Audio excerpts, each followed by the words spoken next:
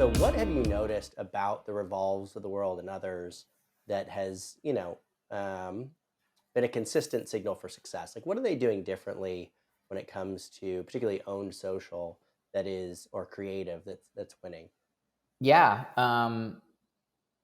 So it's really interesting, and we see it across both very large global brands, and we see it with, I hate the term D2C now. It seems like it has bad vibes attached to it, but like more modern e-commerce brands, right? Yeah, yeah, yeah, So yeah. whether it's, Nike with Jumpman or it's Hydro, like the thing that ties those companies together is that they really care about communicating creatively and visually and entertaining an audience, right? Like that's Hmm. the brand, and the relationship with the customer is just like core to what they do.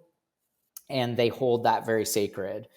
And they're also innovators and data driven. So they Mm, want a tool, and they want to set their teams up for success so that they have the insights to ensure that brand creative is as impactful as it possibly can be. So the teams that the brands that we find are most successful in this kind of like new world of what we're talking about as social entertainment are ones that are understand it from a creative perspective, hmm. so want to communicate with their consumer through those medium.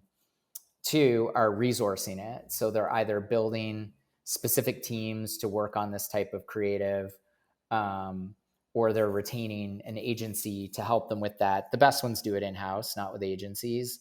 Yep. And then three, We've they're seen the using, same thing. yeah, and then the three is they're using data to make decisions, whether it's us or you guys or some other platform, right? But Yep. everything is really data driven, and then they're from a senior executive point of view, typically the CMO or the VP of marketing, they're willing to take risks. And I think the brands that are being most successful in this world of modern social marketing typically have a CMO or a VP that's going to resource their teams and enable them to take risks and trust them to figure it out.